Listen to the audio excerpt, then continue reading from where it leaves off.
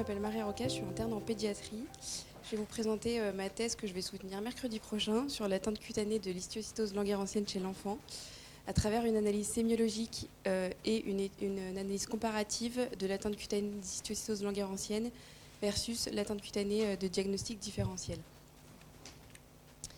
Donc, au niveau de l'histologie de l'atteinte cutanée, il y a une atteinte prédominante du derme papillaire, parfois du derme réticulaire en cas de lésion nodulaire.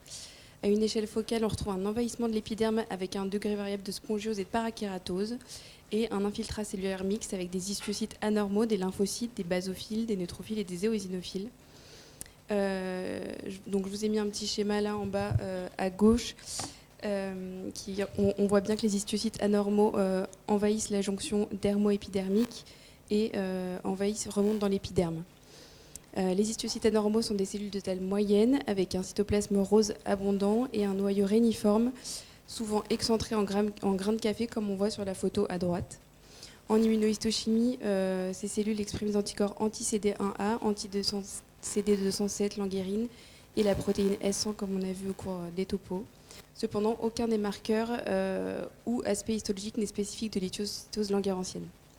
Il est également recommandé de faire une analyse moléculaire avec une recherche des mutations somatiques, BRAF et MAPK2 sur les biopsies, comme on a vu, d'autant plus de l'impact thérapeutique et pronostique derrière.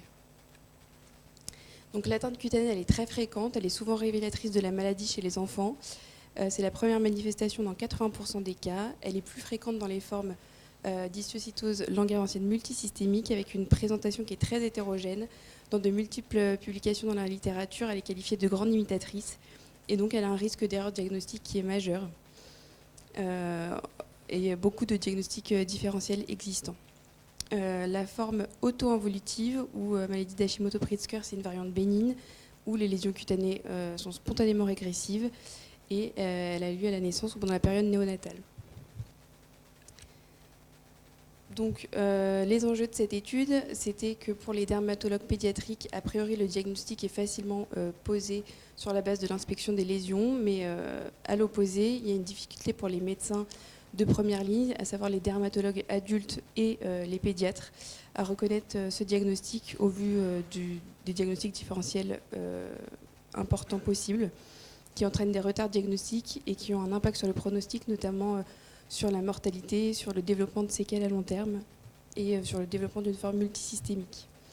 Donc les objectifs, c'était de décrire la variabilité sémiologique des atteintes cutanées des histiocytoses langerhansiennes, d'évaluer auprès d'experts dermatologiques des critères cliniques qui soient les plus pertinents et les plus spécifiques de cette atteinte et d'identifier les risques d'erreur face aux nombreux diagnostics différentiels. Donc cette étude, c'est une étude de cohorte rétrospective multicentrique qui a été faite sur 3 centres de référence en dermatologie pédiatrique, à savoir l'hôpital Trousseau, Necker et Robert Debré, plus au CRMR. Elle a été réalisée dans le cadre du registre national français des histiocytoses.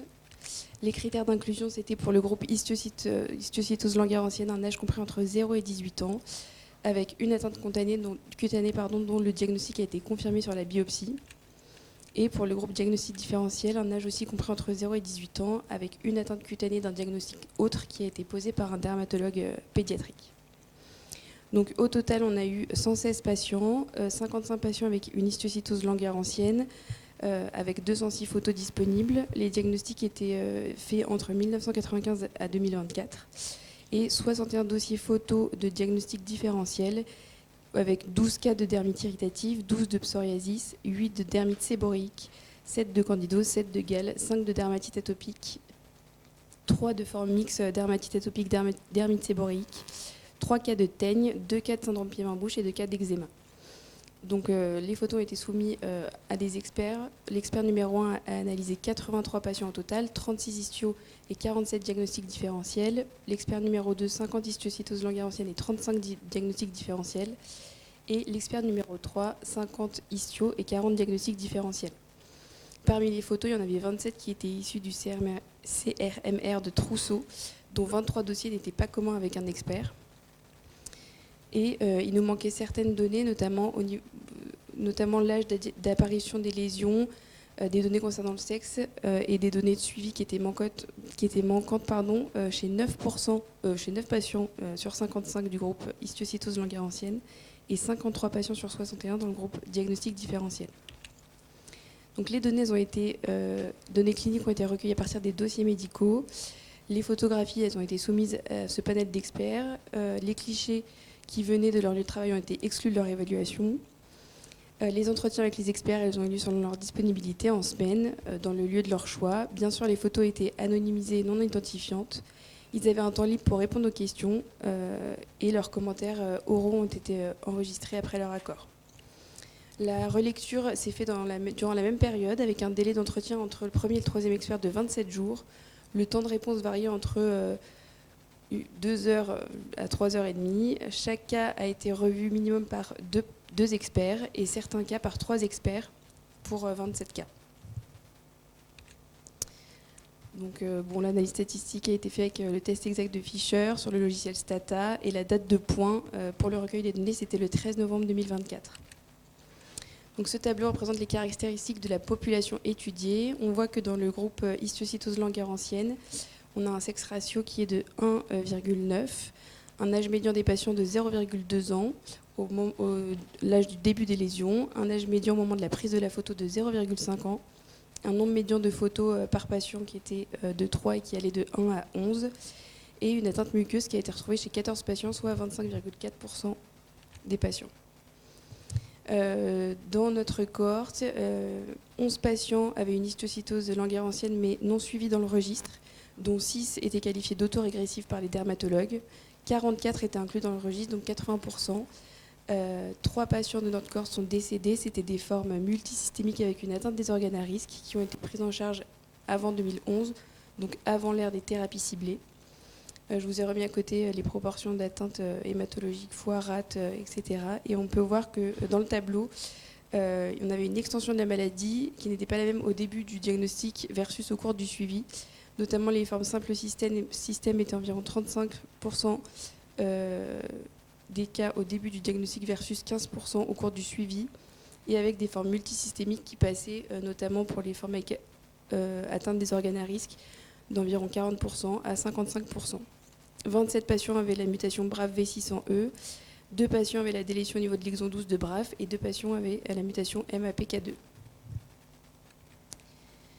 Donc, ce tableau représente la topographie des lésions d'histiocytose langerhansienne. On peut voir que, on peut voir que la topographie la plus fréquente est au niveau du cuir chevelu, où elle était présente chez 45 patients, donc dans 82% des cas, avec également une topographie préférentielle du tronc dans 60% des cas, du siège dans aussi une soixantaine de pourcents des cas, une prédisposition au niveau des zones de flexion, notamment au niveau des plis inguino-axillaires du cou, des creux poplités et du sillon interfessier. Il y avait une atteinte rétro-auriculaire qui était présente chez 30%, environ 30% des malades, peu d'atteintes des membres supérieurs et inférieurs, et une atteinte du visage pas très fréquente qui concernait surtout le front et qui épargnait les joues et le menton. Une localisation particulière a été soulignée au cours de l'étude par nos experts chez 21 patients. Il s'agissait du coup de cette disposition au niveau du siège en triangle inversé, avec des lésions qui sont concentrées au niveau des plis inguinaux et du pli sous l'abdomen et qui épargnent la région pubienne. Et à notre connaissance, cela n'avait jamais été décrit auparavant. Et une disposition du tronc en maillot, c'est-à-dire qui n'atteignait pas les membres sup et inférieurs, mais ça c'était déjà décrit. Au niveau de l'atteinte des paumes et des plantes, l'atteinte des paumes a été de 5,5%, des plantes de 7,3%. Elle était présente chez 5 patients de notre cohorte, 1 patient avec une forme simple système et 3 patients avec une forme multisystémique. Elle était présente exclusivement dans les formes néonatales. Une étude de 2010 a suggéré que cette atteinte pourrait être associée à uniquement des formes autorégressives. Or, dans notre étude et dans celle de Maureen et al. En 2016, on retrouve cette atteinte dans les formes multisystémiques. L'atteinte des ongles était présente chez 5 patients, que des formes multisystémiques, sous forme d'onyxis, de périonyxis, de dystrophie inguéale, d'hyperkératose et parfois d'une érythronychie. Elle est rarement décrite cette atteinte, mais elle pourrait être potentiellement un indicateur précoce de forme multisystémique, mais ça n'a pas du tout, cela reste à démontrer. L'atteinte muqueuse, on retrouve une atteinte buccale chez 20% des patients, une atteinte de l'anus chez 1,8% des patients et une atteinte génitale chez 3,6% des patients. Et cette atteinte des muqueuses n'était jamais retrouvée dans les diagnostics différentiels, donc ça peut être un critère de diagnostic différentiel important. La même chose était retrouvée dans la littérature, où il y a retrouvé 3 cas d'atteinte buccale, tous associés à des formes multisystémiques. Alors que chez nous, l'atteinte buccale, il y avait quand même une forme simple système, mais les autres, c'était que des formes. Non, l'atteinte génitale aussi. Et l'atteinte anale, c'était un patient avec une forme multisystémique. Il y a un patient qui avait une présentation clinique particulière, c'est l'aspect de Blueberry-Muffin syndrome. Il avait une forme autorégressive avec des papules et nodules érythémato-violacés disséminés. Ça a été aussi rapporté dans la littérature, dans l'étude de l'ASEC en 2014. Et on sait que cet aspect peut être décrit dans d'autres pathologies, notamment les infections congénitales, les pathologies tumorales et les affections hématologiques. Donc ici, je vous ai mis le tableau qui caractérise les lésions dermatologiques de l'histiocytose langerhanienne versus les diagnostics différentiels. On peut voir que c'est la papule qui était la lésion la plus fréquente dans l'histiocytose langerhanienne. Elle était présente chez 85% des patients, sans différence significative avec les autres diagnostics. En revanche, il y avait des lésions qui étaient spécifiques, bien que non exclusives, notamment des lésions croûteuses, purpuriques, érosives, ulcérées, hémorragiques, avec présence de nécrose. Et tout ça, c'était statistiquement significatif. On retrouvait très peu de macules et l'érythème dans 60%, mais qui est une composante commune à l'inflammation cutanée. Donc, il se retrouve aussi bien dans l'histio que dans les autres diagnostics.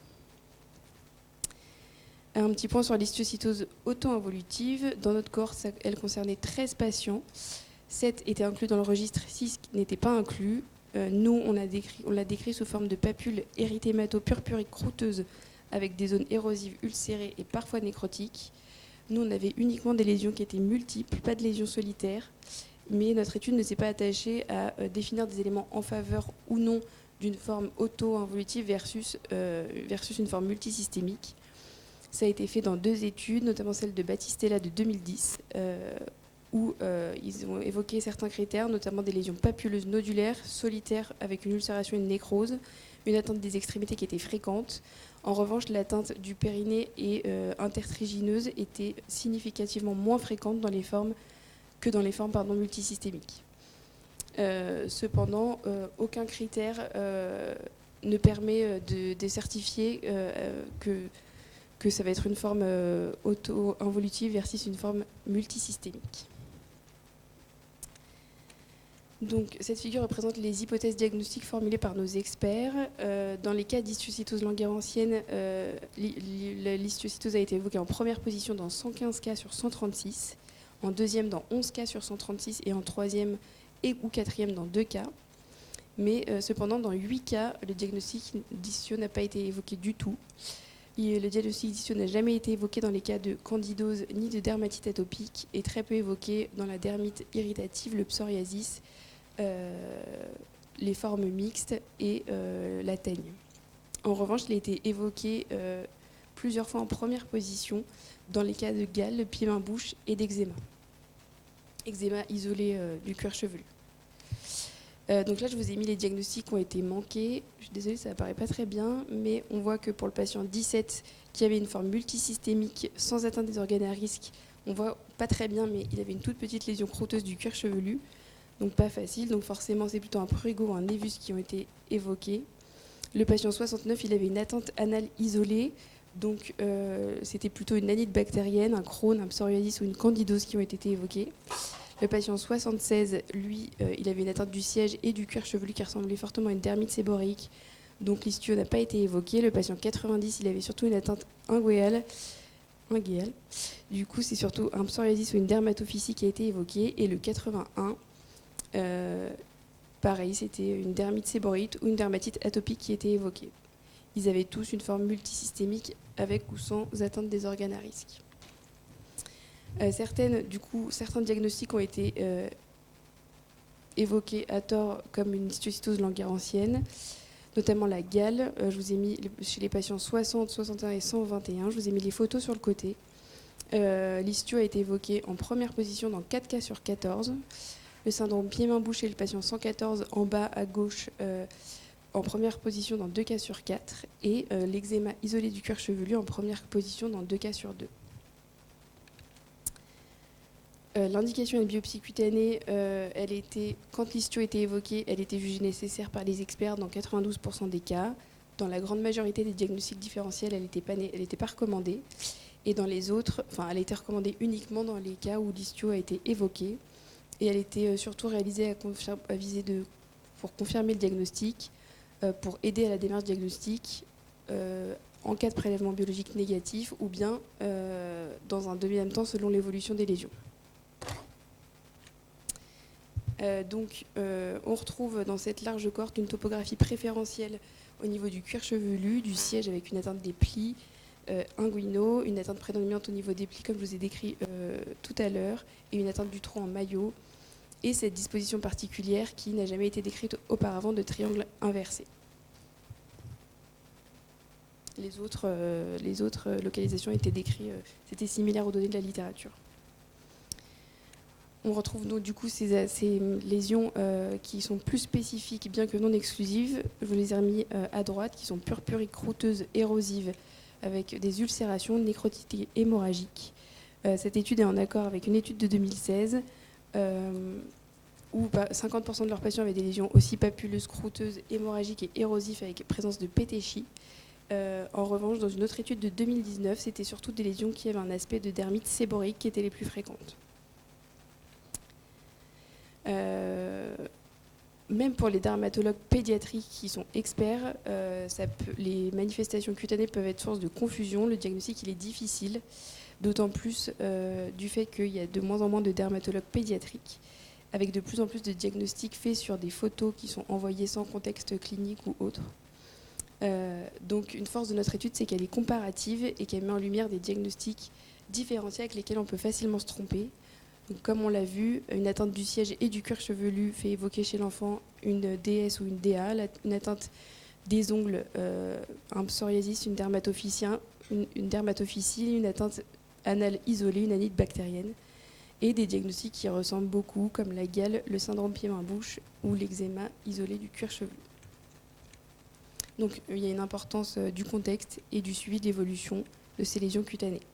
Dans notre cohorte, il y a 9 patients qui étaient initialement simples systèmes qui ont évolué vers une forme multisystémique.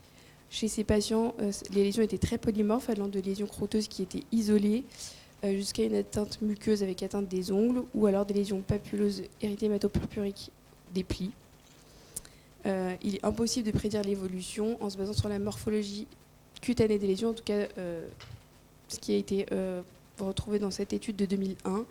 Donc il faut accorder une importance à une approche diagnostique rigoureuse et une surveillance étroite. Donc les forces de notre étude, c'est que c'est une étude originale comparative. À notre connaissance, on n'a pas eu d'autres faits dans la littérature qui ont comparé les lésions d'histocytose langueur ancienne versus les diagnostics différentiels. On avait un large échantillon de la population d'études. Les limites, c'est qu'on avait 20% des patients qui n'étaient pas suivis dans le registre, donc on avait des données manquantes. Et il y a eu un biais de sélection, on avait essentiellement des formes plus sévères et étendues. On a laissé le choix des diagnostics différentiels à l'appréciation des dermatologues. Donc on avait 10 dermatoses au total. On n'avait pas par exemple la varicelle qui peut être un diagnostic différentiel de forme néonatale. Et on avait un seul patient mélanoderme. Or, on sait que chez ces patients, ça peut être plus compliqué, les atteintes cutanées. Enfin, plus compliqué, comme le diagnostic peut être plus compliqué.